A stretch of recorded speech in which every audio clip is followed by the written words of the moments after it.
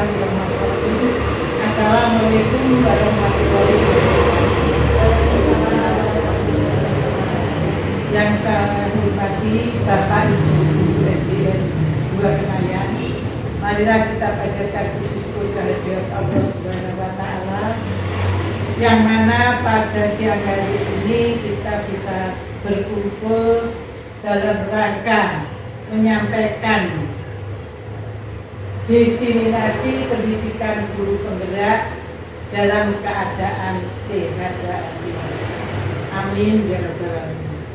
Tak lupa kita sampaikan selawat serta salam kepada junjungan Nabi besar Muhammad SAW beserta keluarganya yang kita tunggu syafaatnya yang mulia. Amin amin amin ya rabbal alamin. Bapak Ibu guru yang saya hormati, sebelum menyampaikan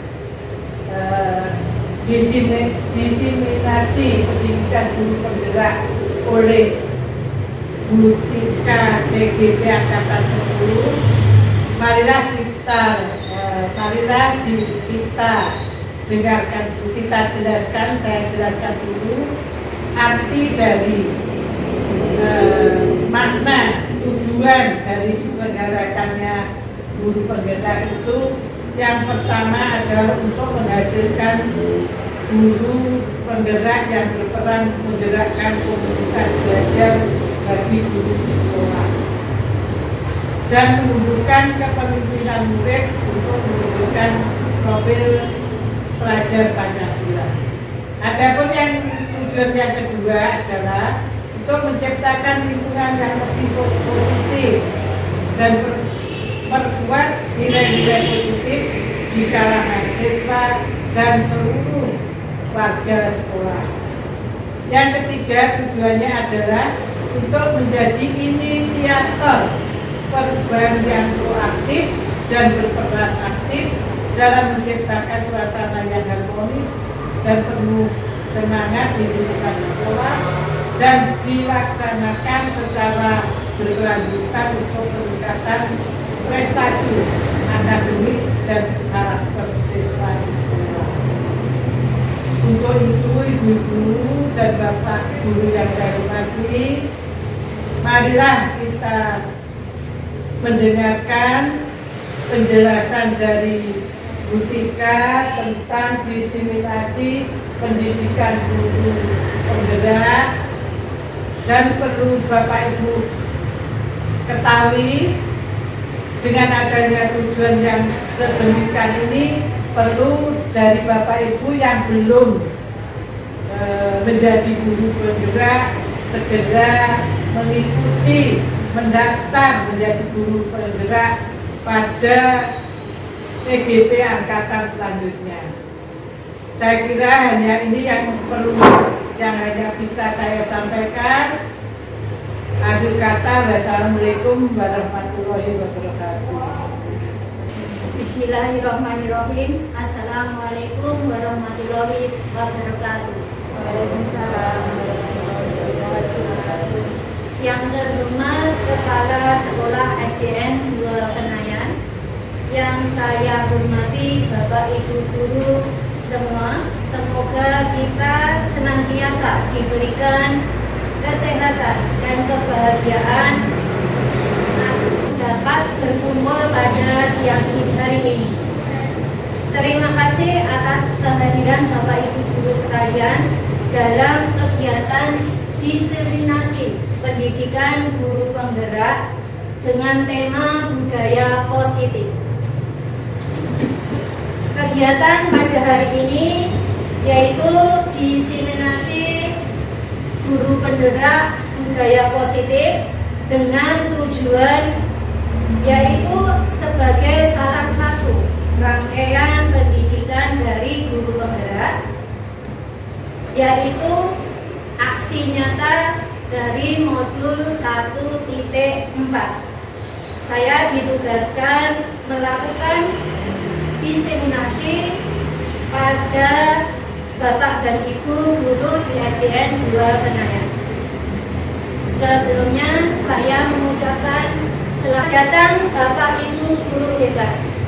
Mari kita belajar bersama, berkolaborasi, saling mendukung demi mewujudkan budaya positif di sekolah kita yang kita cintai. Pada kesempatan ini saya akan memaparkan konsep utama modul budaya positif, yaitu yang pertama ada perubahan paradigma belajar, yang kedua ada disiplin positif, yang ketiga motivasi perilaku manusia, yang keempat adalah kebutuhan dasar, yang kelima posisi kontrol restitusi, yang keenam adalah keyakinan kelas, dan yang terakhir segitiga restitusi. Bapak Ibu sekalian, mungkin ada hal yang masih asing dari ketujuh konsep budaya positif ini. Ada Bapak Ibu?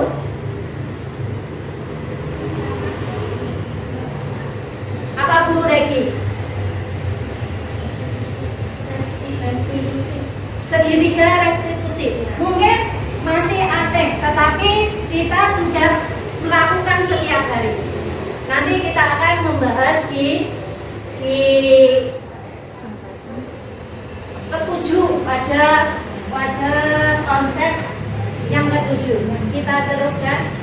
Yang pertama adalah perubahan paradigma belajar. Pembelajaran dengan paradigma baru. Pembelajaran paradigma baru adalah pembelajaran yang berorientasi kepada penguatan kompetensi dan nilai-nilai karakter atau pengembangan karakter sesuai dengan nilai-nilai Pancasila, yaitu dalam profil pelajar Pancasila. Karena tujuan pendidikan kali ini, tujuan pendidikan diwujudkan dalam profil pelajar Pancasila. Dalam profil pelajar Pancasila terbagi dari 6 dimensi, yaitu berimani, bertakwa kepada Tuhan Yang Maha Esa, dan berakhlak mulia. Yang kedua adalah berkebinekaan global. Selanjutnya adalah bergotong royong, kreatif, bernilai kritis, serta yang terakhir adalah mandiri. Pembelajaran paradigma baru memastikan bahwa praktek pembelajaran akan berpusat kepada siswa, yang mana setiap murid belajar sesuai dengan perkembangannya atau diferensiasi. Kalau dulu kita menganut teacher center atau pembelajaran yang berpusat kepada guru, tetapi dalam paradigma baru pembelajaran berpusat pada murid. Kalau kita dulu memandang murid itu sebagai suatu subjek, tetapi sekarang kita memandang murid sebagai subjek. Sebelum kita melanjutkan ke pembahasan yang akan datang, kita akan bermain cobalah buka. Bapak Ibu guru berpasangan, monggo berpasangan dulu. Yang satu menggenggam tangan, yang satu berusaha untuk membuka. Monggo Bu Susi, Bu Yunis, dan Bu Naina. Coba bayangkan yang mengepalkan tangan bahwa di dalam kepalan tangan panjenengan itu adalah sesuatu yang sangat berharga. Apapun akan dilakukan ketika Bu Naina akan membukanya. Monggo Bu.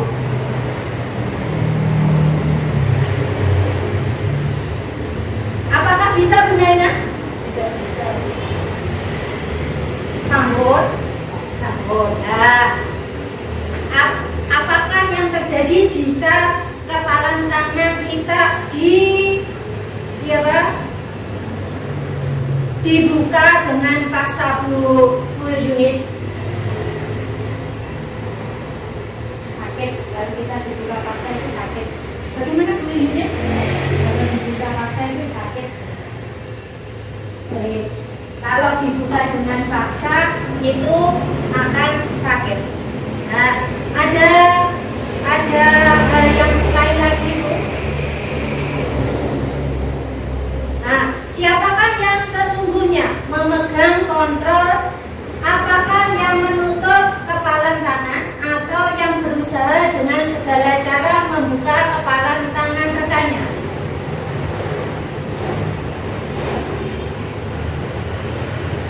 Monggo Bu Naina.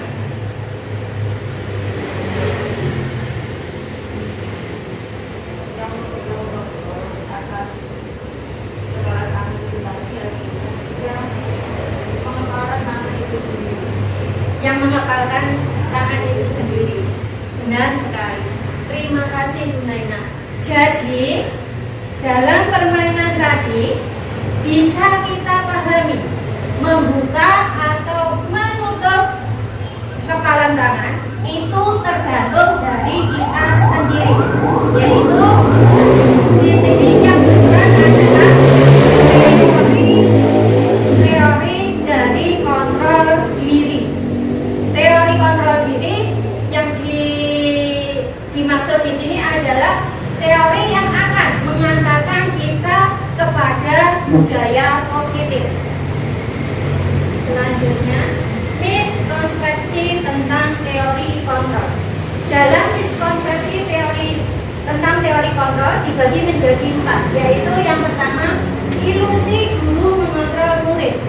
Yang kedua, ilusi bahwa semua penguatan positif, efektif, dan bermanfaat. Yang ketiga adalah ilusi bahwa kritik dan membuat rasa bersalah mampu menguatkan karakter. Yang keempat adalah ilusi bahwa orang dewasa berhak memaksa. Ilusi guru mengontrol murid. Pada dasarnya kita tidak dapat memaksa murid untuk menjadi sesuatu jika murid tersebut memilih untuk tidak melakukannya. Walaupun tanpa guru sedang mengontrol perilaku murid. Hal demikian terjadi karena murid sedang mengizinkan dirinya untuk dikontrol. Saat itu bentuk kontrol guru menjadi kebutuhan dasar yang dipilih oleh murid tersebut. Teori kontrol menyatakan bahwa semua perilaku memiliki tujuan, bahkan terhadap perilaku yang tidak disukai. Di sini dapat kita contohkan ketika kita memberikan tugas anak-anak mengerjakan. Nah, di sini adalah kondisi kita mengontrol murid. Walaupun ada 1 atau 2 anak yang tidak akan mengerjakan tugas. Yang kedua adalah ilusi bahwa semua penguatan positif, efektif, bermanfaat. Penguatan positif atau rujukan adalah bentuk-bentuk kontrol segala usaha untuk mempengaruhi murid agar mengulangi suatu perilaku tertentu. Adalah suatu usaha untuk mengontrol murid tersebut. Dalam jangka waktu tertentu, kemungkinan murid tersebut akan menyadarinya dan mencoba untuk menolak rujukan kita, atau bisa jadi murid tersebut menjadi tergantung pada pendapat sang guru untuk berusaha. Di sini bisa kita contohkan kalau setiap guru memberikan reward atau hadiah. Kadang-kala pemberian hadiah atau reward berupa pujian ataupun hadiah itu menggambarkan identitas yang gagal, Bapak Ibu. Selanjutnya, ilusi bahwa kritik dan membuat orang merasa bersalah dapat menguatkan karakter. Menggunakan kritik dan rasa bersalah untuk mengontrol murid menuju pada identitas gagal. Mereka belajar untuk merasa buruk tentang diri mereka. Mereka juga mengembangkan dialog diri yang negatif.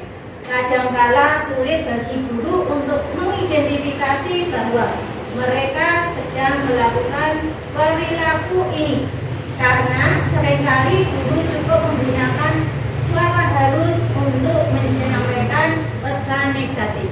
Kalau di sini guru memberikan teguran dengan suara halus yang akan berdampak ke depannya, bukan hanya saat ini saja. Yang pertama adalah ilusi bahwa orang dewasa memiliki hak untuk memaksa, yaitu banyak orang dewasa yang percaya bahwa mereka memiliki tanggung jawab untuk membuat murid-murid berbuat hal-hal tertentu. Apapun yang dilakukan dapat diterima selama ada sebuah kemajuan berdasarkan sebuah pengukuran kinerja. Pada saat itu pula orang dewasa akan menyadari bahwa perilaku memaksa tidak akan efektif untuk jangka waktu panjang dan sebuah hubungan permusuhan akan terbentuk. Di sini bisa dicontohkan adalah ketika seorang murid secara terus-menerus untuk dipaksa untuk melakukan sesuatu tanpa keinginan dari dalam dirinya, Bapak Ibu. Selanjutnya, bagaimanakah seseorang bisa berubah dari paradigma stimulus respon kepada pendekatan teori kontrol? Menurut Stephen F. Covey mengatakan bahwa bila kita ingin membuat kemajuan yang ulangan sedikit demi sedikit, ubahlah sikap atau perilaku Anda. Namun, bila kita ingin memperbaiki cara-cara utama kita, maka kita perlu merubah kerangka acuan kita. Ubahlah bagaimana Anda melihat dunia, bagaimana Anda berpikir tentang manusia. Ubahlah paradigma Anda, skema pemahaman dan penjelasan aspek-aspek tertentu tentang realitas. Di sini untuk merubah paradigma harus diawali dengan perubahan pola pikir kita, Bapak Ibu. Selanjutnya, stimulus respon lawan teori kontrol. Pandangan tentang dunia. Stimulus respon tentang dunia. Realitas kebutuhan kita sama, tetapi dalam teori kontrol realitas kebutuhan kita berbeda.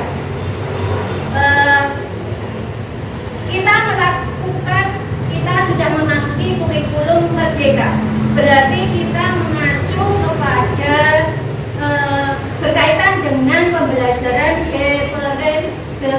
diferensiasi, yaitu pembelajaran yang mengakomodasi kebutuhan para murid kita atau siswa kita. Contohnya adalah mengenali gaya belajar mereka. Setiap anak mempunyai gaya belajar tersendiri-sendiri, baik itu bisa kontekstual, visual, dan audio. Maaf, bukan kinestetik, audio, dan visual. Yang kedua adalah semua orang melihat hal yang sama, tetapi dalam teori kontrol setiap orang memiliki gambaran yang berbeda.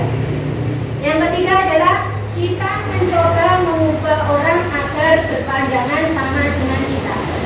Kita berusaha memahami pandangan orang lain tentang dunia. Yang keempat, perilaku buruk dilihat sebagai suatu kesalahan. Tetapi dalam teori kontrol, semua perilaku itu memiliki tujuan, baik itu perilaku yang baik maupun perilaku yang buruk.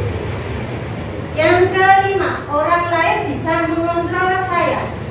Hanya Anda yang bisa mengontrol diri Anda. Seperti bagian kelima, saya bisa mengontrol orang lain dan Anda tidak bisa mengontrol orang lain. Di sini kita harus memahami bahwa setiap manusia itu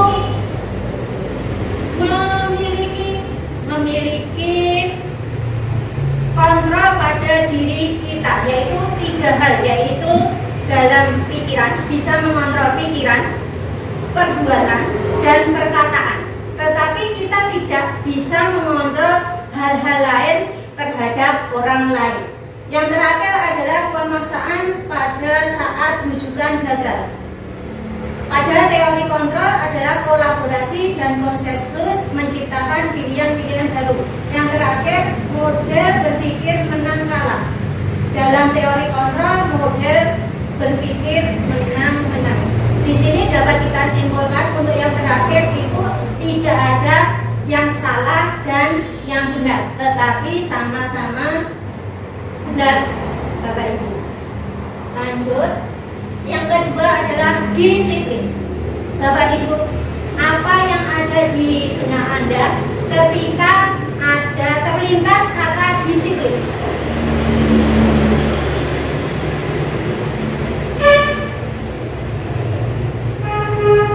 Menapa Bu Yunis?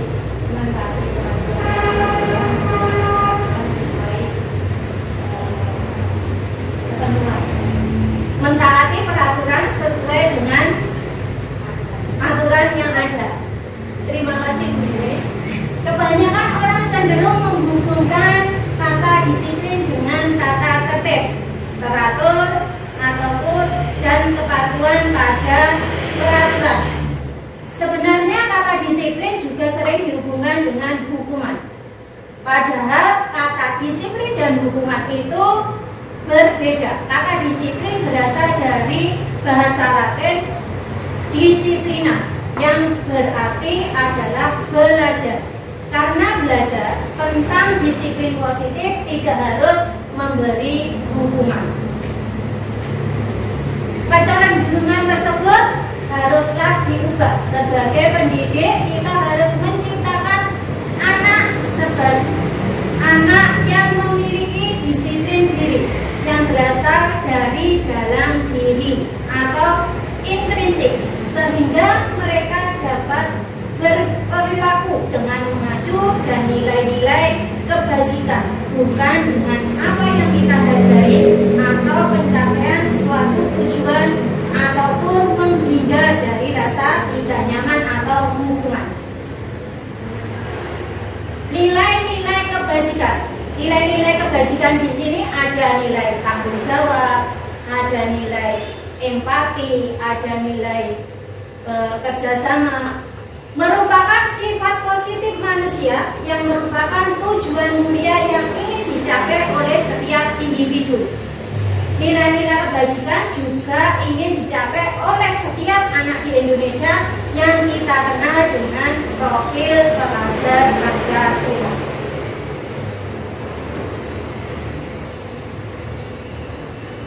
Yang ketiga adalah kebutuhan dasar manusia. Bapak Ibu guru, di sini ada pertanyaan pemantik. Pak Sukar adalah wali kelas 3 di SDN Sejajar, sedang bingung menghadapi ulah salah satu murid di kelasnya, yaitu anak yang bernama Naim. Beberapa anak di kelas 3 datang ke Pak Sukar dan mengeluhkan Naim yang seringkali meminta bekal makan siang dengan paksa. Jika Anda menghadapi situasi seperti Pak Sukar, apa yang Anda lakukan? Dan menurut Anda, kira-kira apa alasan Naim melakukan hal itu? Monggo Bu Regi.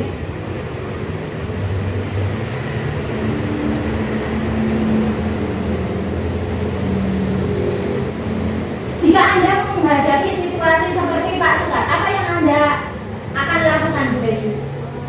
Kalau dari Pak Sukar, saya akan menanyai dulu Naim ya. Naim, Kenapa melakukan hal seperti itu pada manusia?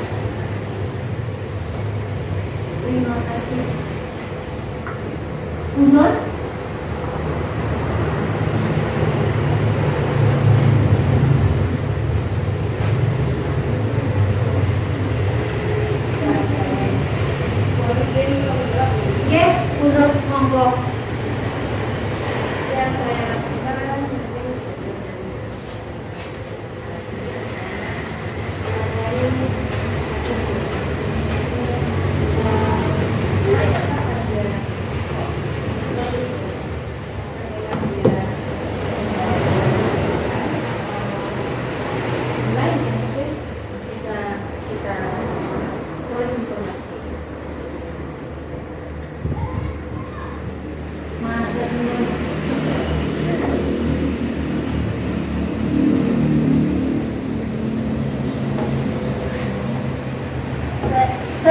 perilaku yang dilakukan murid pada dasarnya memiliki tujuan tertentu. Murid memiliki kebutuhan dasar tertentu ketika melakukan suatu perbuatan. 5 kebutuhan dasar manusia menurut William Glasser, yaitu ada penguasaan, kasih sayang dan rasa diterima, bertahan untuk hidup, kesenangan, dan kebebasan. Itu adalah kebutuhan yang harus dipenuhi oleh setiap manusia. Dari kasus yang tadi dapat kita simpulkan ke dalam beberapa kebutuhan, yaitu yang pertama, Naim sering meminta makanan temannya sampai teman Naim kesal karena terlalu sering diminta makanan.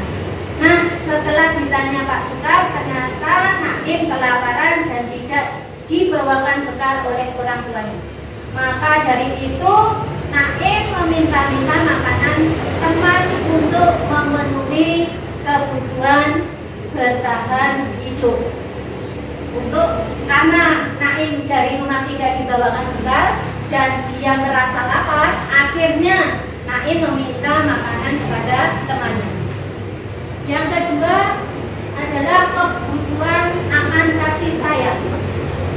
Dalam kasus di atas, Naim menjawab alasan mengambil bekal temannya karena dia merasa senang jika ada yang memperhatikan. Mungkin di sini perhatian dari orang tuanya tidak terpenuhi sehingga Naim merasa senang kalau ada yang memperhatikan dia ketika berada di sekolah. Maka kebutuhan yang sedang dipenuhi Naim adalah kebutuhan kasih sayang dan rasa diterima. Yang ketiga adalah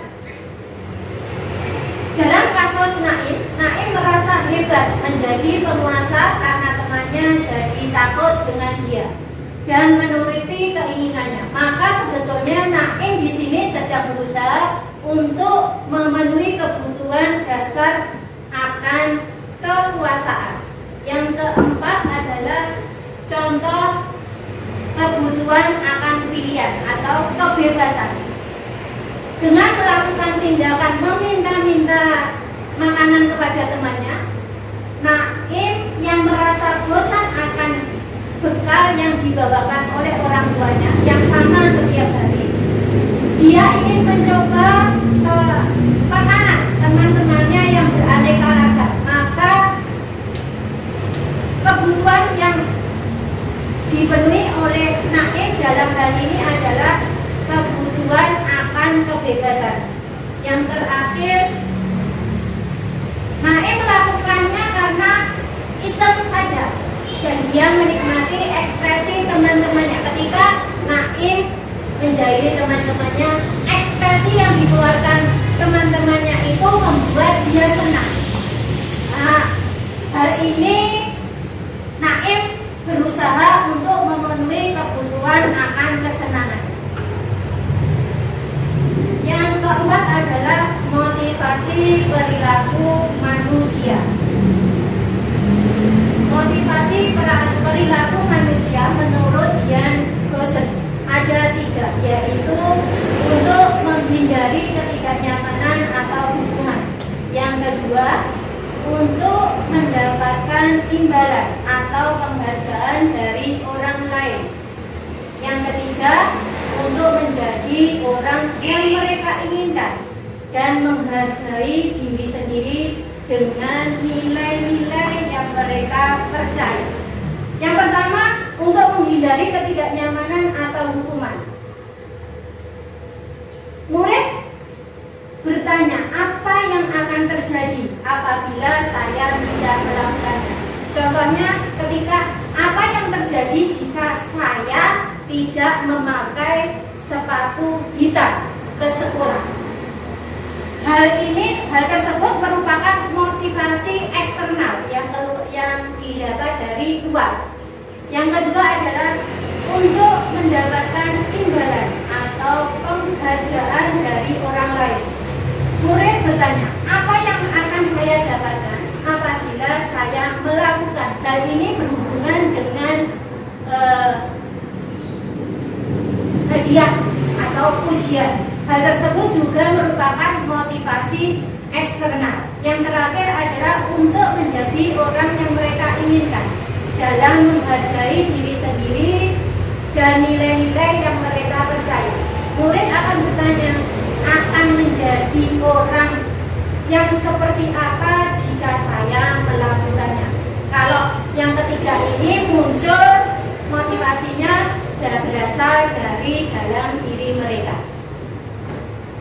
Selanjutnya, motivasi. Menurut KBBI, motivasi adalah dorongan yang timbul pada diri seseorang secara sadar atau tidak sadar untuk melakukan suatu tindakan untuk tujuan tertentu. Di sini motivasi dibagi menjadi dua, motivasi dari luar dan motivasi dari dalam. Motivasi dari luar atau motivasi ekstern, murid melakukan disiplin karena takut atau menghindar dari hukuman atau pengharapan akan bentuk penghargaan. Sedangkan motivasi intern atau dari dalam diri mereka, yaitu murid melakukan kedisiplinan dikarenakan sadar akan nilai-nilai kebajikan dalam dirinya, menghargai nilai kebajikan diri sendiri. Perbandingan hukuman dan disiplin atau konsekuensi. Hukuman sifatnya tidak terencana atau tiba-tiba. Kalau disiplin atau konsekuensi sifatnya terencana berupa kesepakatan. Sudah dibahas, sudah disetujui guru dan murid. Berarti hubungannya dua arah. Ada guru, ada murid. Yang kedua adalah arah.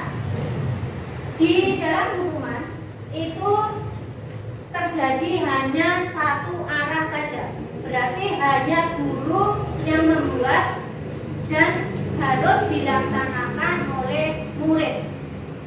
Untuk disiplin atau konsekuensi, arahnya adalah dua arah. Guru yang membuat dan murid mengetahui dan menyetujui untuk dilaksanakan.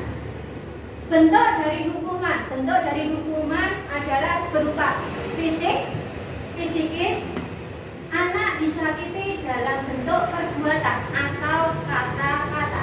Sedangkan disiplin atau konsekuensi bentuknya sesuai dengan kesepakatan.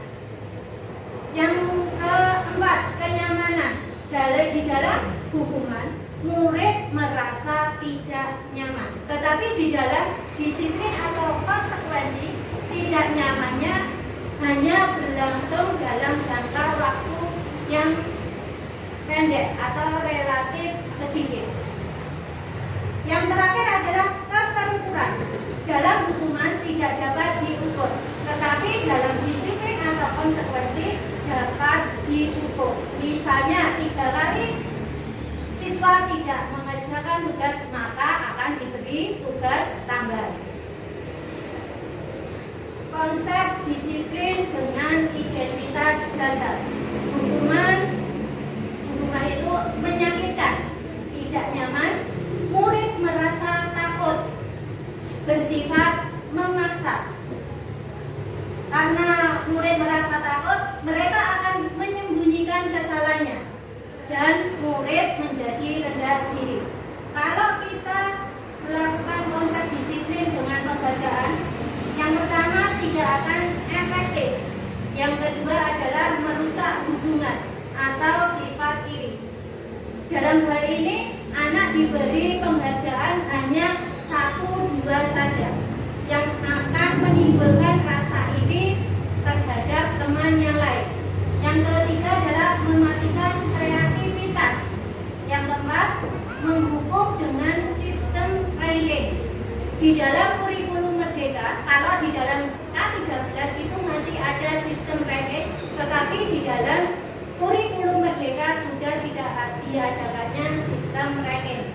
Hal ini tidak akan memicu sifat iri dari murid yang lain. Yang kelima adalah merampas hak menghargai dirinya. Konsep disiplin dengan identitas sukses, konsekuensi. Yang pertama adalah konsekuensi, yaitu penguatan jangka pendek. Perlu monitoring berkelanjutan. Yang selanjutnya adalah stimulus atau respon. Murid menghormati peraturan, lalu kehilangan waktu untuk merenungi kesalahan. Sedangkan restitusi, murid bertanggung jawab akan perilakunya. Berarti ketika murid melakukan suatu permasalahan, murid harus bisa mencari solusi dari permasalahannya tersebut. Fokus pada pemecahan masalah jangka panjang. Murid menghormati dirinya dan orang lain. Teori kontrol dirinya memegang kontrol penuh atas dirinya. Murid bersemangat memperbaiki kesalahan. Perbedaan, ada sebuah kasus siswa sering tidak mengerjakan PR. Perbedaan antara hukuman, konsekuensi, dan restitusi. Dalam hukuman, guru menghukum siswa tersebut hormat bendera selama 10 menit. Guru marah dan akibatnya murid akan takut. Sedangkan konsekuensi, guru memberikan konsekuensi untuk mengerjakan PR-nya saat istirahat atau dikerjakan sebanyak 3 kali lipat. Guru tegas dan siswa menghormati peraturan. Restitusi, guru menanyakan keyakinan kelas atau diri dan membantu siswa menjelaskan masalahnya. Yang selanjutnya, guru terbuka dan siswa menghormati dirinya dan orang lain. 5. Posisi kontrol. Posisi kontrol ada 5 bagian. Yang pertama adalah posisi kontrol pendukung. Patuhi aturan saya atau awas, yang biasanya disuarakan dengan suara tinggi, bahasa tubuhnya mata melotot atau dengan cara menunjuk. Yang hasilnya kemungkinan murid akan merasa marah atau dendam atau bersifat agresif. Yang kedua adalah posisi kontrol pembuat merasa bersalah. Ibu sangat kecewa sekali dengan kamu. Dengan nada memelas, halus, sedih, bahasa tubuh merapat kepada anak, dan lesu. Hasil yang didapatkan murid akan merasa bersalah. Bersalah telah mengecewakan ibu bapak gurunya. Murid akan merasa menjadi orang yang gagal dan tidak sanggup membahagiakan orang lain. Yang ketiga adalah posisi kontrol sebagai teman. Ya sudah, kali ini tidak apa-apa, nanti ibu bantu bereskan. Dengan ciri-ciri nada suaranya ramah, akrab, diselingi dengan bercanda, bahasa tubuhnya merapat pada anak, mata dan senyuman jenaka.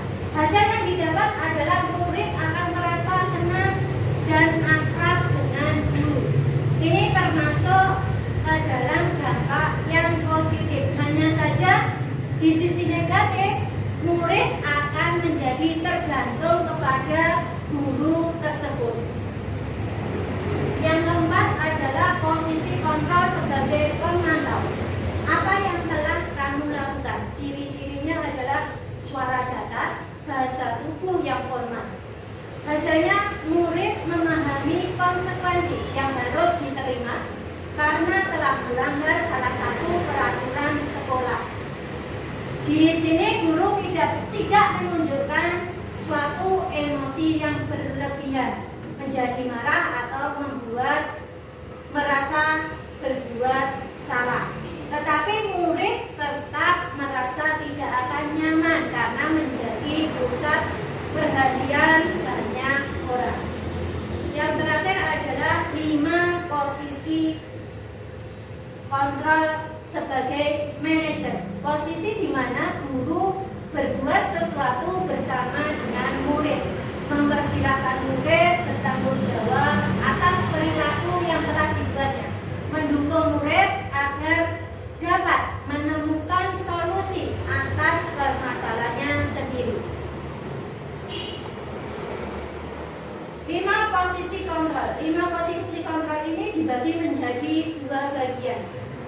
Perilaku kontrol yang negatif dan perilaku kontrol yang positif. Perilaku kontrol yang negatif bila seorang guru menempatkan diri sebagai penghukum dan membuat orang bersalah. Tetapi untuk perilaku kontrol positif, seorang guru menempatkan dirinya sebagai seorang teman, pemantau, ataupun seorang manajer.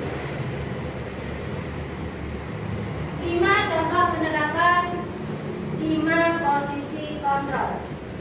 Siswa tidak memakai atribut lengkap saat upacara bendera. Pada posisi penghukum, patuhi aturan sekolah lalu berdiri di depan barisan. Untuk posisi pemantau, kamu sudah melanggar apa peraturan dan konsekuensinya. Yang ketiga, menempatkan diri sebagai teman. Ayolah yang tertib, buat guru bangga. Kali ini tidak apa-apa, kamu salah. Pembuat rasa bersalah. Berapa kali bu guru harus tahu kamu, memberitahu kamu, bu guru kecewa sama kamu. Yang terakhir adalah posisi manajer. Apakah kamu tahu kesalahanmu? Kira-kira bagaimana kamu akan memperbaiki kesalahan kamu? Bapak Ibu guru, di sini ada pertanyaan. Saya sangat kecewa sekali dengan kamu. Posisi kontrol apakah aku? Apakah sebagai penghukum, pemantau, teman, pembuat rasa bersalah, atau manajer?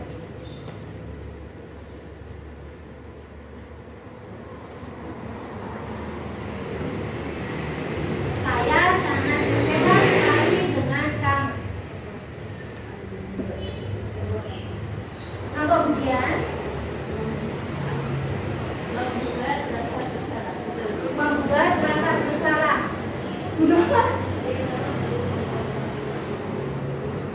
Terima kasih kemudian. Nah, saya sangat kecewa sekali dengan kamu. Berarti posisi kontrolnya adalah membuat rasa bersalah. Sedangkan apa rencanamu untuk mengatasi masalah ini? Posisi kontrol apakah aku sebagai Bu? Kalau apa rencanamu untuk mengatasi masalah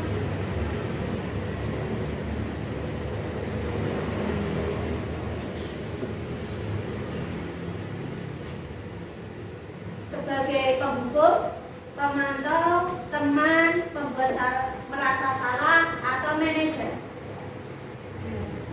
Sebagai manajer. Terima kasih Bapak Ibu.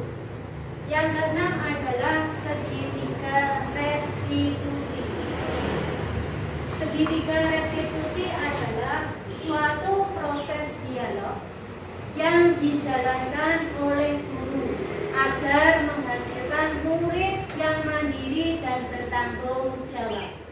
Dalam segitiga restitusi ini terdapat 3 langkah, yaitu yang pertama, menstabilkan identitas pada bagian dasar. Yang kedua adalah validasi tindakan yang salah. Yang terakhir adalah menanyakan keyakinan. Yang pertama adalah menstabilkan identitas. Ketika seseorang merasa sedih dan emosional, mereka tidak bisa mengakses bagian otak yang berfungsi untuk berpikir secara rasional. rasional. Saat itulah ketika kita menstabilkan identitas anak, sebelum terjadi hal-hal lain yang bisa memperburuk keadaan, kita sebaiknya membantu anak untuk tenang dan kembali ke suasana hati di mana proses belajar dan penyelesaian masalah bisa dilakukan. Kita bisa meyakinkan si anak atau murid kita dengan cara mengatakan kalimat-kalimat berikut, yaitu yang pertama, berbuat salah itu tidak apa-apa. Tidak ada manusia yang sempurna. Saya juga pernah melakukan kesalahan seperti itu. Kita bisa menyelesaikan ini. Atau Bapak Ibu tidak tertarik mencari siapa yang salah, tetapi Bapak Ibu ingin mencari solusi dari permasalahan ini. Langkah yang kedua adalah validasi tindakan yang salah. Setiap tindakan yang dilakukan dengan suatu tujuan, yaitu memenuhi kebutuhan dasar. Anak-anak yang tadinya tidak terjangkau menjadi lebih terbuka. Ini menguntungkan murid dan guru karena guru akan berada dalam posisi siswa.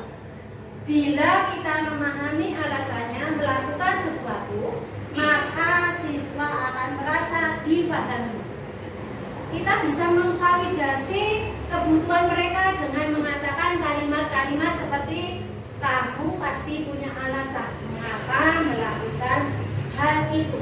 Yang kedua adalah kamu patut bangga pada dirimu karena kamu telah melindungi sesuatu yang penting buatmu. Atau kita bisa mengatakan kamu boleh mempertahankan sikap itu, tetapi kamu harus menambahkan sikap yang baru.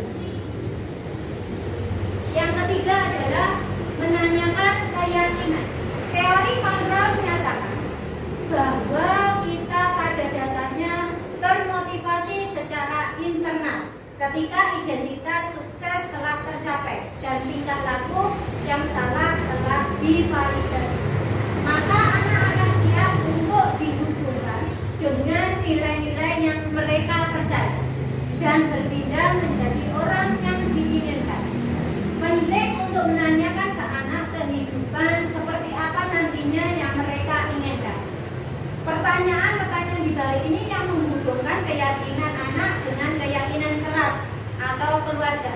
Misalnya, apa yang kita percaya sebagai kelas atau keluarga? Apa nilai-nilai umum yang kita telah sepakati? Apa bayangan kita tentang kelas yang ideal? Kamu mau jadi orang seperti apa?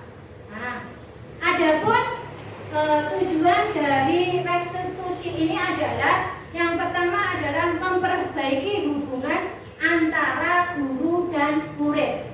Yang kedua adalah restitusi ini berupa tawaran, Bapak Ibu, bukan paksaan. Yang ketiga, restitusi itu mengembalikan siswa yang salah pada kelompoknya. Yang terakhir adalah keyakinan kelas. Mengapa keyakinan kelas? Mengapa tidak peraturan kelas saja? Keyakinan kelas menggerakkan seseorang dibandingkan mengikuti peraturan saja. Yang kedua, keyakinan kelas itu adalah suatu kepercayaan, nilai-nilai yang diyakini. Keyakinan kelas biasanya dibuat dan disepakati bersama-sama antara guru dan murid. Keyakinan hubungannya dengan restitusi diri. Sedangkan peraturan adalah tatanan yang dibuat oleh seseorang untuk dipatuhi oleh beberapa orang atau kelompok yang terkait. Peraturan hubungannya dengan hukuman ataupun konsekuensi. Dalam pembentukan keyakinan kelas ada beberapa hal yang harus diperhatikan. Yang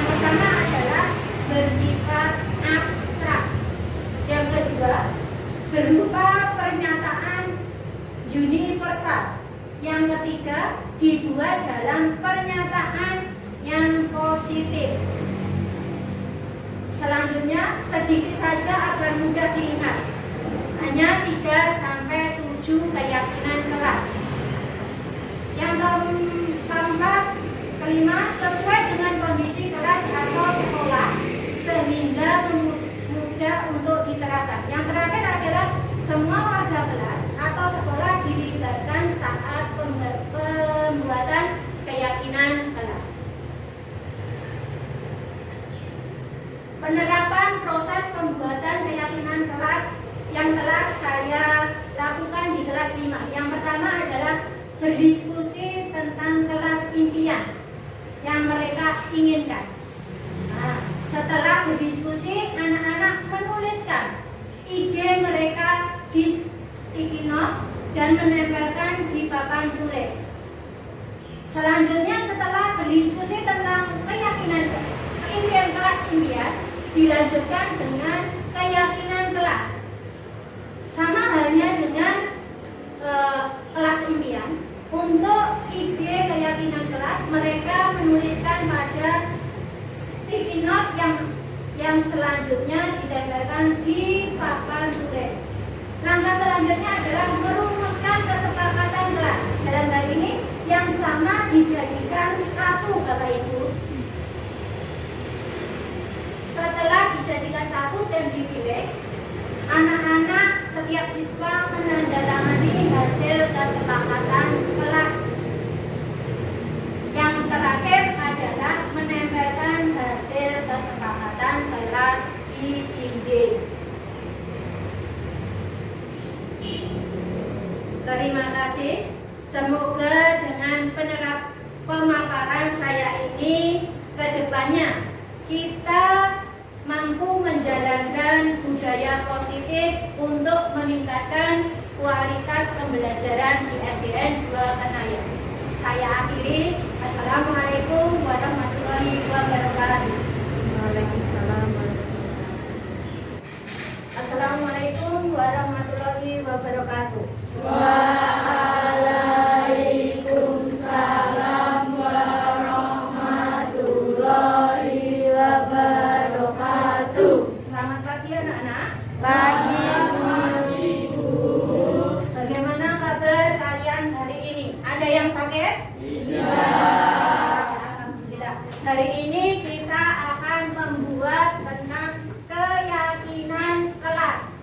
Nah, sebelum kita membuat keyakinan kelas, kita akan mencari atau kamu biasanya punya cita-cita atau keinginan. Siapa yang punya cita-cita? Ayo, oh semua punya cita-cita. Yuk, cita-citamu ini jadi apa yuk? Pramugari, abadi, D. Cita-citamu ini jadi apa? Pemain sepak bola. Oh, terakhir Cika. Cik, kamu ini jadi apa Cik? Polisi. Nah, setiap anak pasti mempunyai cita-cita di masa yang akan datang. Nah, sekarang kalau kamu mempunyai cita-cita, kita satu kelas juga mempunyai cita-cita atau kelas impian. Nah, kelas impian, kelas yang bagaimana yuk? Yang ingin kamu harapkan atau yang ingin kamu dapatkan ketika berada di dalam kelas. Nah, nanti Bu Tika akan memberikan sticky note. Kamu bisa menuliskan di situ kelas impianmu. Satu anak menuliskan kelas impian masing-masing.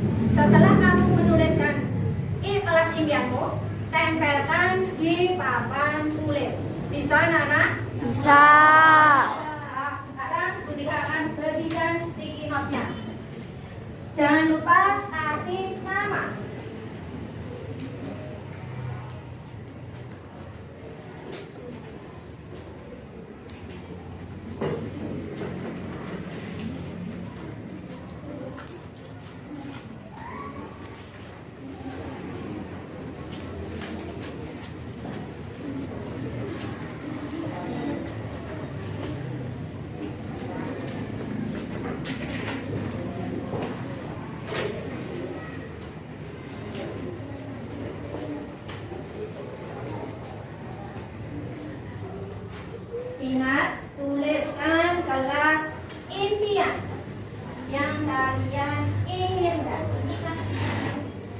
Kelas impian. Kelas impian itu kelas yang ingin kamu dapatkan ketika kamu berada di dalam kelas.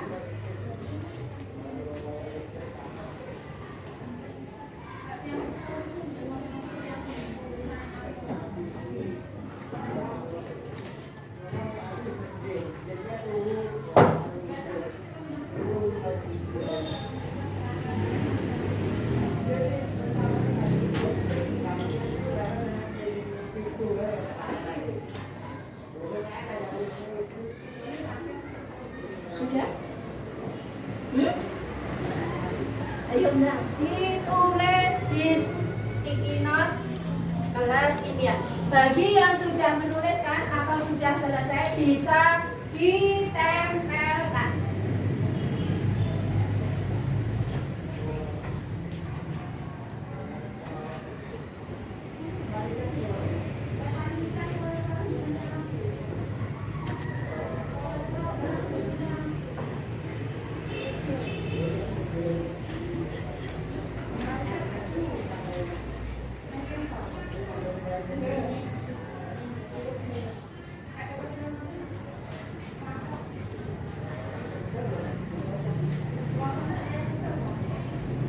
Yang sudah bisa ditempelkan anak-anak.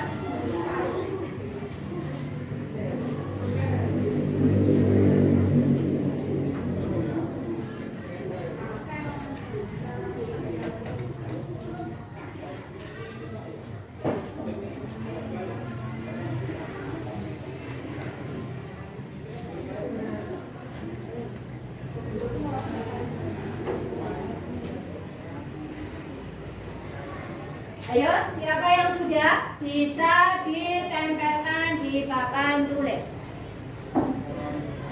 Kita hanya menuliskan kelas impian saja. Kelas impian. Impian kelas itu yang seperti apa?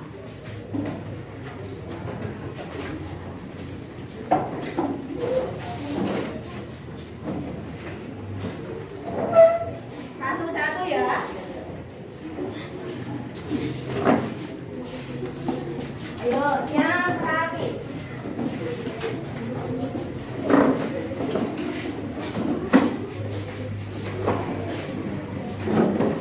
Ditunggu dulu temannya. Tidak usah berebut.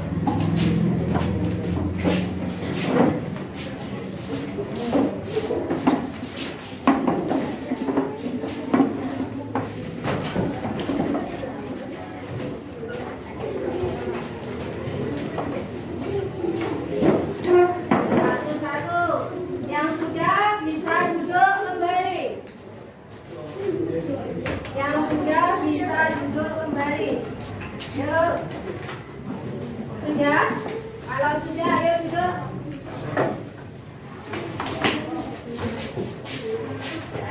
Tadi adalah kelas impian kalian. Kita baca satu per satu.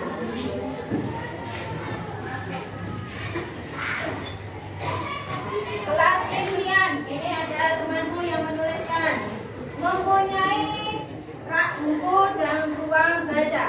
Terus ada kelas yang bersih dan rapi. Ayo. Terus ada juga kelas yang tidak ramai. Nah, terus ada yang kelas tanpa masalah pintar. Kelas impianku kelas yang bersih dan rapi. Nah, ada lagi kelas impianku adalah kelas yang tidak ramai, yang mendengarkan guru ketika menerangkan. Nah, kelas impian berkata yang sopan. Ada lagi bersih, nyaman, dan nyaman. Terus ada lagi kelas yang pembelajarannya menarik. Terus ada lagi. Terus ini ada juga tidak datang terlambat. Nah, itu tadi adalah beberapa kelas impian dari kalian untuk menciptakan kelas impian kalian atau mewujudkan, kita harus melakukan beberapa hal, yaitu untuk mencapai kelas impian itu kita harus bagaimana? Mematuhi tata tertib. Lalu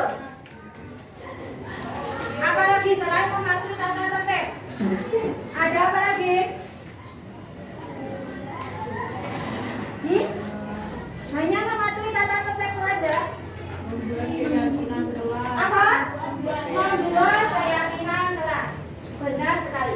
Kita harus membuat keyakinan kelas. Keyakinan kelas itu keyakinan atau kesepakatan yang telah disepakati oleh semua siswa. Ya, sekarang kita ke keyakinan kelas. Setiap anak menuliskan satu keyakinan kelas. Nanti kita akan menulis apa saja keyakinan kelas di kelas 5 yang telah kita sepakati bersama. Kalian menulis lagi di sticky note, ya, keyakinan kelas.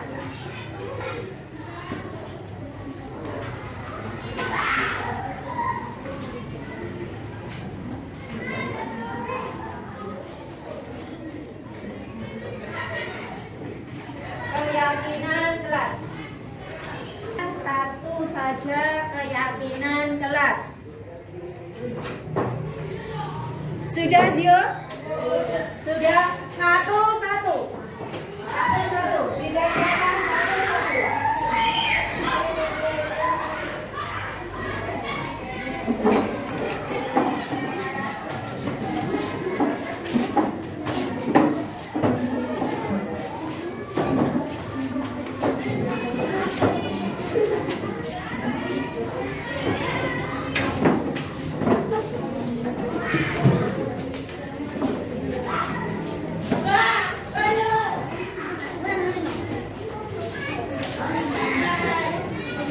Kameranya putih tahu apa ya?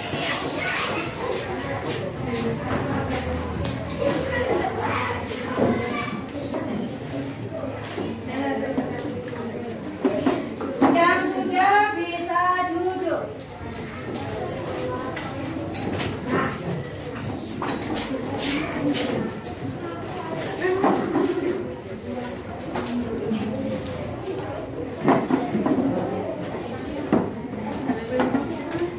Sudah semua?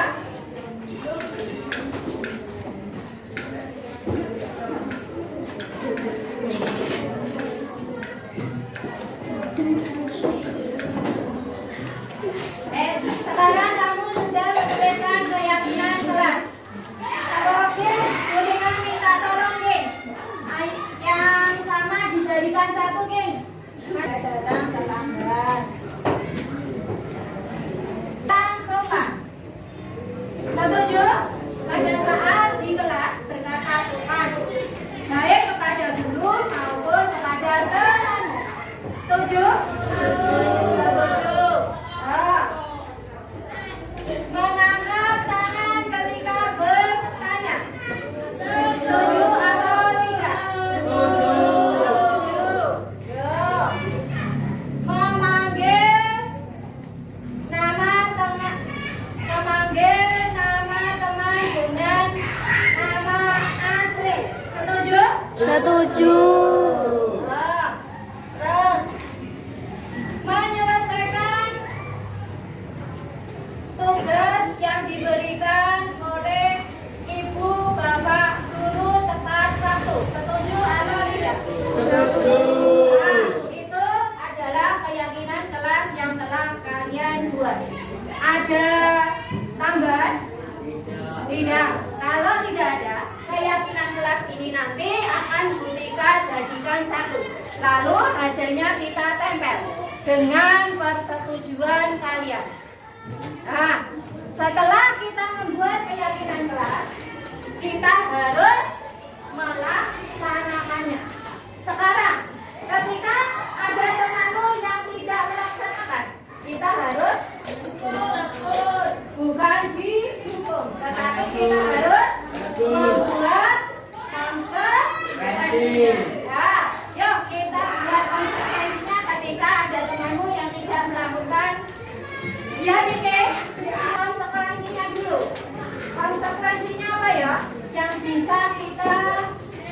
bagikan kepada temanmu yang lupa atau yang tidak melaksanakan keyakinan kelas kita. Yang pertama, kalau hanya satu kali kita ingatkan. Apa? Oh, ingatkan. Mungkin kita ingatkan dengan cara menulis di buku konsekuensi dengan ditandatangani oleh siapa? Bu guru saja? Orang tua dan ibu guru atau wali kelas. Itu yang pertama. Kalau melakukan 2 kali, kalau 2 kali berarti kita bisa menulis konsekuensinya, diberi tanda tangan bapak ibu guru yang lain beserta orang tua. Kalau berlanjut 3 sampai 4 kali berarti ada tambahan ditanda tangani siapa? Kepala sekolah. Kepala sekolah. Setuju anak-anak? Setuju. Kalau setuju berarti nanti setelah diketik rapi kita tempelkan, kalian akan melaksanakan keyakinan kelas.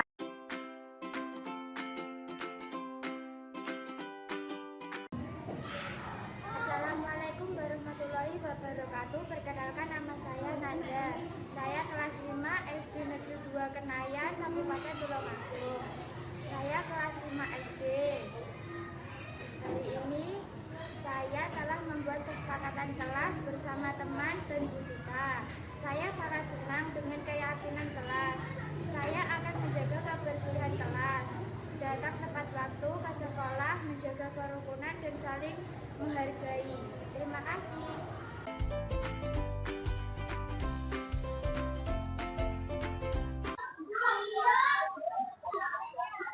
Assalamualaikum warahmatullahi wabarakatuh. Perkenalkan, nama saya Yunis Bianti, rekan sejawat dari Ibu Ayuna Kartika Sari, yaitu CGP Angkatan 10 Kabupaten Tulungagung. Ibu Ayuna Kartika Sari telah melakukan sosialisasi kepada kami mengenai budaya positif. Kami sebagai rekan sejawat dari Ibu Ayuna Kartika Sari merasa sangat terbantu dengan adanya sosialisasi ini, di mana budaya positif ini sangat penting untuk kita terapkan di sekolah.